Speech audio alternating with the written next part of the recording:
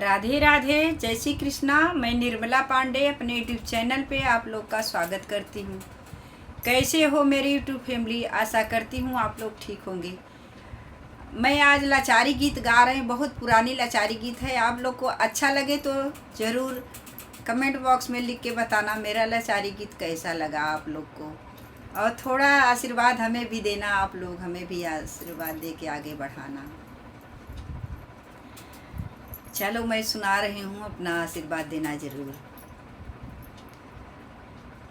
पहिरिए मैं लल की चुनरिया हो, पहिरे हम लल की चुनरिया हो, चुनरी बड़ी भारी। पहिरे हम लल की चुनरिया हो, चुनरी बड़ी भारी। चुनरी बड़ी भारी, चुनरी बड़ी भारी। पहिरे हम लल की चुनरिया हो, चुनरी बड़ी भारी। चुनरी पहिरे हम ससुर लगे गईले, चुनरी पहिरे हम ससुर लगे गईले। ससुरु निहारे उमरिया हो, चुनरी बड़ी भारी। ससुरु निहारे मोर उमरिया हो, चुनरी बड़ी भारी। पहिरे हम लल की चुनरिया हो, चुनरी बड़ी भारी। चुनरी बड़ी भारी, चुनरी बड़ी भारी। पहिरे हम लल की चुनरिया हो, चुनरी बड़ी भारी।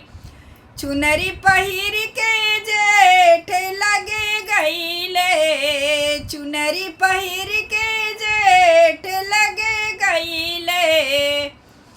जेठवानी हरई मोर कमरिया हो, चुनरी बड़ी भारी। जेठवानी हरलनी कमरिया हो, चुनरी बड़ी भारी। चुनरी बड़ी भारी, चुनरी बड़ी भारी। पहिरे हम लल की चुनरिया हो, चुनरी बड़ी भारी। चुनरी पहिर के देवर लगे गईले, चुनरी पहिर के देवर लगे गईले। देवर लगे गईले, देवर लगे गईले। देवराजे मारे नजरिया हो, चुनरी बड़ी भारी। देवराजे मारे लेनी नजरिया हो, चुनरी बड़ी भारी। पहिरे हम लाल रंग चुनरिया हो, चुनरी बड़ी भारी।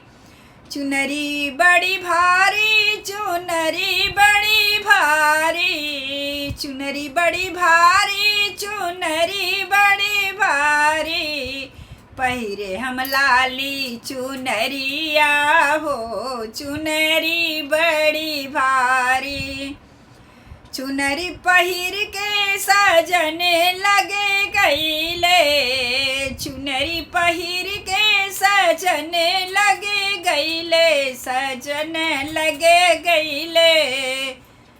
सजना निहारे मोर, सजना उठावे मोर घुघटवा हो, चुनरी बड़ी भारी। सजना निहारे मोर घुघटवा हो, चुनरी बड़ी भारी।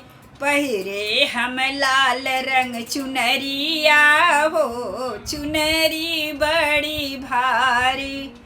चुनरी बड़ी भारी, चुनरी बड़ी भारी। चुनरी बड़ी भारी, चुनरी बड़ी भारी।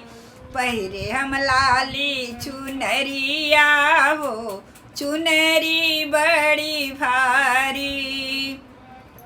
जय श्री कृष्ण।